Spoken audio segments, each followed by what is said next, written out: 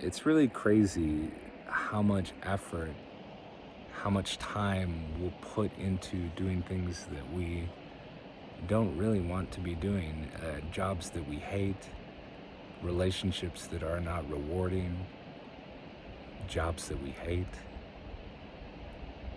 and how little effort we put into things that we're passionate about. Now, I'm just speaking for myself here. Of course, there's many people who are genuinely and truly pursuing their passions fiercely on a daily basis. But if you're logging 40 hours a week somewhere you don't want to work and you don't want to be, but you're unable to put that same amount of work and effort into something that you actually are passionate about and care about, that's kind of a little backwards. And if we're being honest with ourselves, that means that we don't actually want it. If we're not going towards it, we don't want it. Really, we say that we do. We present that we do. We tell people that we do. Oh yeah, I want to do this thing. You don't want it if you're not trying to get it, right? Yeah.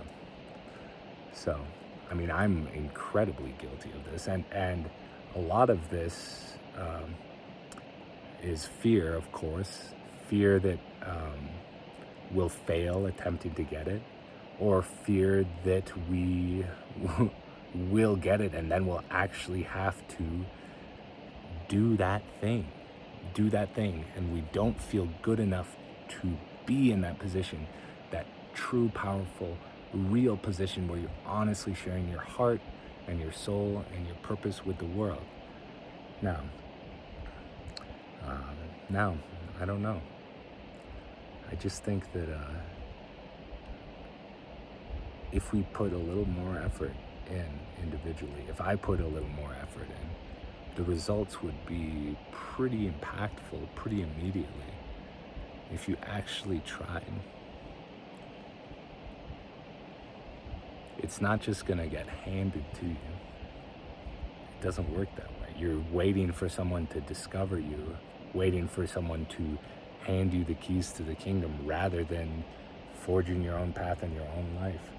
Because truly masterful livers create a life like none other that's not even modeled off of anything. And they're able to live in these totally free and artistic ways. I'm mostly speaking to artistic types now, that didn't exist before they created them. And so it might be hard to wrap your head around the fact that you have all these different loves and desires and passions and things that you enjoy doing, but you're looking around and you say, I can't see anyone who's living that life like that, right? So that's when the creativity comes in to actually be able to make a life like that, make the first original copy of that life.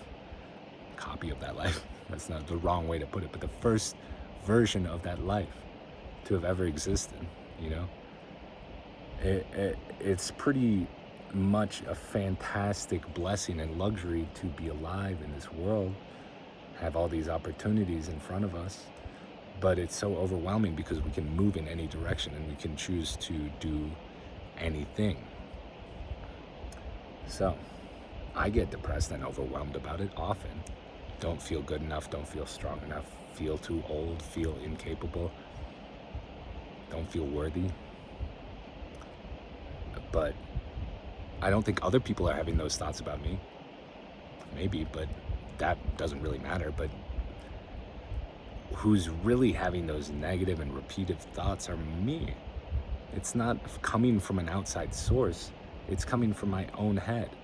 And of course, we can go into a long discourse about how to break out of negative thought patterns, and I wouldn't have any answers for you because I don't know how to do it personally.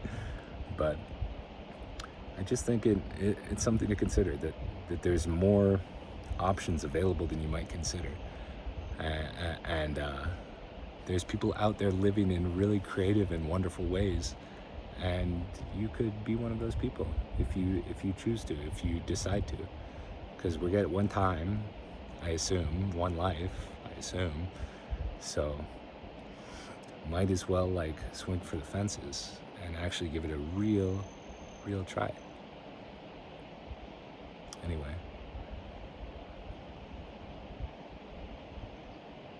be kind to yourself. I love you. I think you're worthy of something. I know that you're worthy of anything. But if you don't believe that yourself, how can you expect to have it?